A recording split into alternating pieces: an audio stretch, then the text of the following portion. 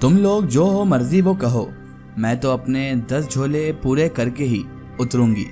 शौक व चंचल सी हिजाब अपनी छोटी बहनों तहरीम और सानिया पर रौब डालते हुए अपनी पिंग वाला झोला दरख्तों की झुंड तक ले गई।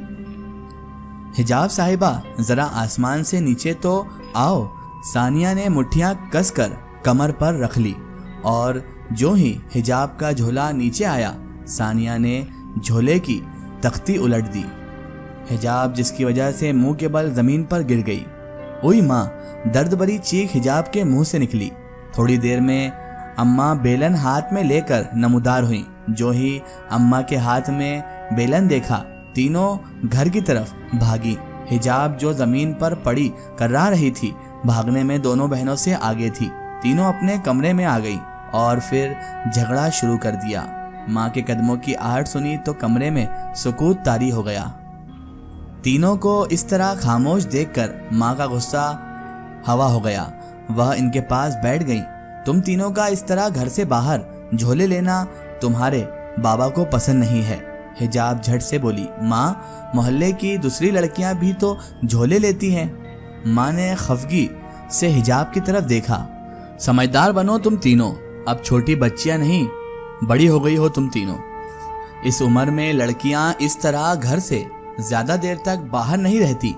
हिजाब की उम्र 23 बरस थी, सानिया 18 और तहरीन 16 की थी। माँ की नजर तहरीन पर पड़ी जो मुस्कुरा रही थी। तभी वो बोली, तुम किस बात पर मुस्कुरा रही हो? जो बातें मैं हिजाब को समझा रही हूँ ना, वह तुम तीनों के लिए ही है। आइंदा मैं तुम लोगों को जामुन के दरख्त के पास ना देखूं। पढ़ाई पर ध्यान दो और घर के कामों में ध्यान दो, और घर के कामों में मेरी मदद किया करो। माँ के जाने के बाद हिजाब मुंह लटका के बैठ गई। काश हमारे सहन में भी कोई बड़ा दरख्त होता। छोड़ो हिजाब, तुम तो संजीदा हो गई। हम कभी कभी छुपके से झोला ले लिया करेंगे। उधर कोई नहीं होता और कितना सा तो सन्नाटा होता है वहां पर। माँ ऐसे ही वहम करती हैं। तहरीन की बात पर सानिया भी झट से बोली, अगर हमें कोई नामहरम नजर आया तो हम फौरन घर आ जाया करेंगे। इन्हें झूला झूलने का बहुत शौक था और वहां पर झूला भी था जो इनका ध्यान अपने ऊपर खींचे हुए था। कहाँ गई मेरी चटोरी बेटियां?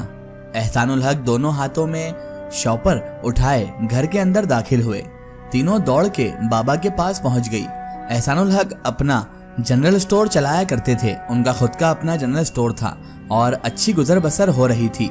रात के 9 बज रहे थे। सबने मिलकर खाना खाया और खाने के दौरान एहसानुल हक बेटियों से उनकी पढ़ाई के मुतालिक बातें करते रहे। वह पढ़ाई के मामले में बेहद तवज्जो देने वाले वालिद थे। बहरहाल अगली सुबह एहसानुल हक साहब अपने जनरल स्टोर चले गए और बच्चियां कॉलेज और स्कूल। माँ घर के कामों में मसरूफ थी, मगर इसका जहन कहीं और उलझा हुआ था। इस पर परेशानी की वजह वह वाकयात थे जो पिछले 1 हफ्ते से हिजाब के साथ हो रहे थे और उसने माँ को सुनाए थे। माँ का दिल अजीब अजीब वहमों में मशगूल था। उसे तरह तरह के वहम आ रहे थे। 4 दिन पहले जब हिजाब अपनी बहनों के साथ झूले झूल रही थी तो उसे किसी के कराहने की आवाज आई थी। उसने झूला रोक दिया और आवाज की सिमत की तायीन करने लगी। वह आवाज खजूरों के दरख्त से आ रही थी जो जामुन के दरख्त से थोड़े फासले पर था। वह दरख्त बहुत कदीम था, यानी बहुत पुराना था। इसका खजूरों से भरा झुंड जैसे आसमान को छूता था। बहनों के मना करने के बावजूद वह आवाज मालूम करने चल पड़ी। दूर से दरख्त के पास कोई दिखाई नहीं दे रहा था, लेकिन जब हिजाब दरख्त के करीब गई तो एक बूढ़ा ज़ईफ जमीन पर पड़ा कर्रा रहा था। पानी पानी। हिजाब दौड़ती हुई घर आई और पानी ले आई। बूढ़ा शख्स अपनी जगह से गायब था और उसकी जगह ताज़ा गुलाबों का गुलदस्ता पड़ा था। बूढ़ा शख्स कहाँ गया और ये गुलदस्ता किसका है? यहाँ तो दूर दूर तक कोई भी नहीं है। हिजाब ने गुलदस्ता उठाकर सूंघा। फूलों की दिलफरेब महक ने उसका दिलो जान मुअत्तर कर दिया। हिजाब के कमरे से गिलास टूटने की आवाज आई। शायद बिल्ली कमरे में चली गई है। माँ ढीले ढाले कदमों से हिजाब के कमरे की तरफ बढ़ गई, मगर वो तो चौंक कर रुक गई क्योंकि दरवाजों के बंद होने खुलने की आवाज और चीजों के घसीटने की आवाजें उनको हैरान कर रही थी। आवाज़ों ने उसका दिल दहला दिया था। दरवाज़ा बंद था मगर मुसलसल ऐसी आवाज़ें आ रही थी जैसे कोई सराहत से कुछ ढूंढने की कोशिश कर रहा है, कोई बहुत ज़रा उथल पुथल कर रहा हो इस कमरे में। माँ ने खौफ पर काबू पाकर एक लंबा सांस लिया और कमरे के दरवाजे पर हाथ रख दिया। अंदर एकदम खामोशी छा गई। माँ ने आयतुल कुर्सी पढ़कर दरवाज़ा खोल दिया। कमरे की हर चीज़ अपनी जगह पर सेट थी। वो अलमारी की तरफ बढ़ी क्योंकि उन्होंने अलमारी के खुलने और बंद होने की आवाज़ सुनी थी। अलमारी खोली तो हर चीज़ अपनी जगह पर सेट थी, मतलब कोई भी चीज़ उथल पुथल नहीं थी। ग्लास भी अपनी जगह सलामत पड़ा था। माँ कपकपाते हुए कदमों से बाहर जाने लगी तो ताज़ा गुलाबों की खुशबू ने उनके कदमों को रोक दिया।